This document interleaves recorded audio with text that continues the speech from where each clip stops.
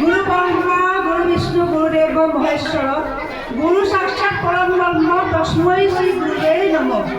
গুৰু ব্ৰহ্মা গুৰু বিষ্ণু গুৰুদেৱ মহেশ্বৰ পৃথিৱীখনৰ অনাদি কালৰ পৰা যেতিয়া পৃথিৱী সৃষ্টি হৈছিলে তেতিয়াৰ পৰা ব্ৰহ্মা বিষ্ণু আৰু মহেশ্বৰৰ লগত মহেশ্বৰ মানে শিৱ ব্ৰহ্মা বিষ্ণু আৰু শিৱৰ লগত তুলনা কৰিছে এজন শিক্ষকক হয়নে। এতিয়া আজি শিক্ষক দিৱস পালন কৰিবলৈ আমি লৈছোঁ। আজি হৈছে 64 সংখ্যক শিক্ষক দিৱস। এই শিক্ষক দিৱস পালন কিয় কৰা হয়, কৰিলে কি হয়, কি কৰিব লাগে, সকলোখিনি কথা তোমালোকৰ আগত আমাৰ উপযুক্ত বক্তাসকলে কৈ গৈছে। গতিকে সেইখিনি কথা মই আকৌ আওৰাবলৈ নাযাওঁ। মই এটা কথাই ক'ব বিচাৰিছোঁ তোমালোকক যে শিক্ষক বুলি কওঁতেই প্ৰথমতে আহিব আমাৰ মাতৃসকল। এগৰাকী মাতৃয়ে হৈছে এজন শিশুৰ কাৰণে এগৰাকী মহান শিক্ষক। নিজৰ মাকগৰাকীৰ ওচৰতে আমি মাতৃৰ ওচৰতে আমি প্ৰথম কথা ক'বলৈ শিকোঁ আৰু মাতৃৰ ওচৰতে আমি অ আ ক খ পাঠ আমি পঢ়োঁ। তাৰপিছত আমি বিদ্যালয়লৈ আহোঁ আৰু বিদ্যালয়ত এয়া হৈছে আনুষ্ঠানিক শিক্ষা। এই আনুষ্ঠানিক শিক্ষাৰ লগত জড়িত থকা শিক্ষকসকল হৈছে তোমালোকৰ গুৰু। প্ৰথম গুৰু হৈছে আমাৰ মাতৃসকল, তাৰপিছত আহিলে তোমালোকৰ আনুষ্ঠানিক শিক্ষাৰ লগত জড়িত যিসকল শিক্ষক সেইসকল হৈছে তোমালোকৰ গুৰু। আৰু এই গুৰুক সন্মান জনোৱাটো হৈছে আজিৰ দিনটো এটা বিশেষ দিন। কিন্তু এইটো নহয় যে তোমালোকে আজিহে তোমালোকে শিক্ষকক সন্মান কৰিবা আৰু বাকীকেইটা দিনা তোমালোকে পাহৰি যাবা, এইটো নহয়। শিক্ষকক সন্মান কৰিবলৈ হ'লে তোমালোকে সদায়ে শিক্ষকক সন্মান কৰিব লাগিব। শিক্ষকক সন্মান বুলি কওঁতে এটা কলম তোমালোকে হাতত তুলি দিলা, বাইদেউ গুড মৰ্ণিং ক'লা, বাইদেউ ভালে বুলি ক'লা, সেইটোৱে যথেষ্ট নহয়। তোমালোকক দেখিলে আমাৰ মনটো প্ৰফুল্লিত হ'ব লাগিব যে এই ছাত্ৰজন সঁচাকৈ খুব ভাল ছাত্ৰ।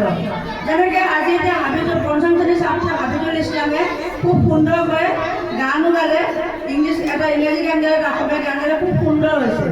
আৰু হাবিবুল ইছলাম পঢ়াটো খুব ভাল আৰু হাবিবুল ইছলাম খুব ঠাণ্ডাও, নহয় জানো? হয়নে নহয় বাৰু?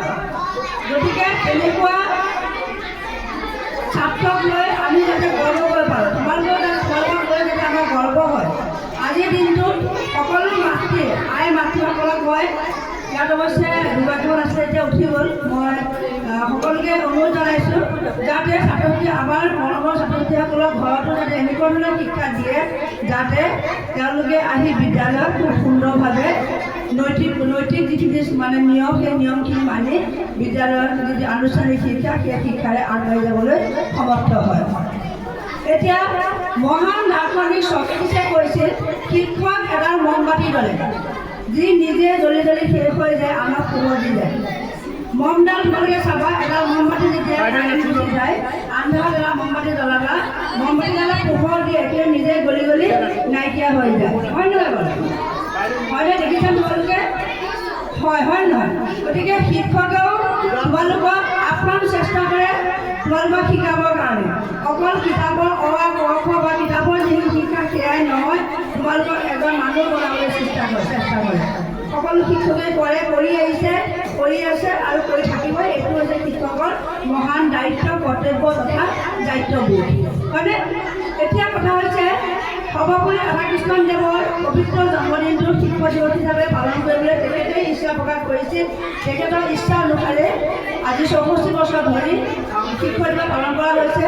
কিন্তু তেখেতে এটা কথা সদায় কৈছিল যে শিক্ষাৰ লগত যদি জ্ঞানৰ মানে সংযোগ নাথাকে, শিক্ষা হ'লে নহ'ব। শিক্ষাৰ লগত যদি জ্ঞানৰ সংযোগ নাথাকে তেতিয়া সেই শিক্ষা মানৱ জীৱনৰ বাবে অভিশাপ স্বৰূপ হৈ যায়। গতিকে সকলো শিক্ষক শিক্ষয়িত্ৰীসকলে বা আই মাতৃসকলে,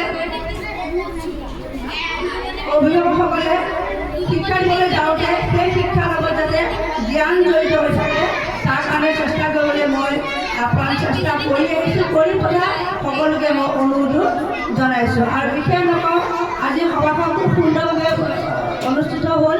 আমাৰ মৰমৰ ছাত্ৰ ছাত্ৰীসকলে বিভিন্ন ধৰণৰ পৰিৱেশন গীত মাত পৰিৱেশন কৰিলে, খুব ভাল লাগিলে। আমাৰ মনটো আজি প্ৰফুল্লিত হ'ল আৰু তেওঁলোকে আমাক খুব সুন্দৰভাৱে আজি এখনি ফুলাম গামোচা এটা কলম আৰু বিভিন্ন ধৰণৰ হাতে কৰা কামৰ দ্বাৰা সন্মানিত কৰিলে, পুৰস্কৃত কৰিলে। গতিকে আমাক পুৰস্কাৰ বেলেগে নালাগে, তোমালোকে দিয়া মৰম কৰি আমাৰ কাৰণে হৈছে অমূল্য পুৰস্কাৰ, অমূল্য উপহাৰ। গতিকে এই উপহাৰ কাৰণে তোমালোক সকলোকে মই আশীৰ্বাদ যাচিছোঁ, ধন্যবাদ জনাইছোঁ।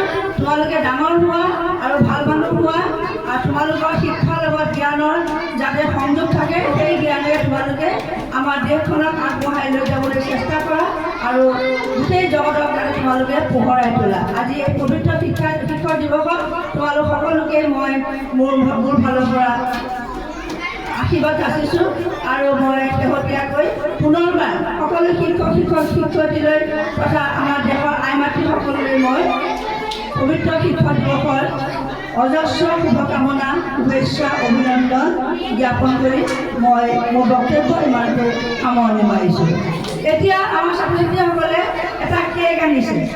জন্মদিনত কেক কটাটো আজিকালি এটা বৈভৱ হৈ গৈছে যে জন্মদিনত কেক কাটিব লাগে, আৰু এটাটো প্ৰচলিত হৈছে। আচলতে আগতে নাছিলে, এইটো আচলতে খ্ৰীষ্টান ধৰ্মৰ পৰা আহিছে। এই কেক কটাৰ যিটো নিয়ম, সেই নিয়মটো হৈছে খ্ৰীষ্টান ধৰ্মৰ পৰা। হ'লেও একো নাই, আমাৰ বিদ্যালয়খন হৈছে সৰ্বধৰ্ম। গতিকে আমি খ্ৰীষ্টান ধৰ্মতেই হওক বা হিন্দু ধৰ্মতেই হওক বা ইছলাম ধৰ্মতেই হওক, যেনেকৈ ধৰক আমি এটা কেক কাটিম, যিহেতু ছাত্ৰ ছাত্ৰীসকলে খুব আগ্ৰহেৰে আমালৈ এটা কেক আনিছে। গতিকে মই প্ৰথম শ্ৰেণীৰ যিসকল ছাত্ৰ ছাত্ৰীয়ে আগভাগ লৈছিলে তেওঁলোকক মই আগলৈ আহিবলৈ অনুৰোধ জনাইছোঁ, আৰু সকলো ছাত্ৰ ছাত্ৰীক মই থিয় হ'বলৈ অনুৰোধ জনাইছোঁ। তোমালোকে কোহাল নকৰিবা, খুব সুন্দৰভাৱে এই অনুষ্ঠানটো খালি তোমালোকে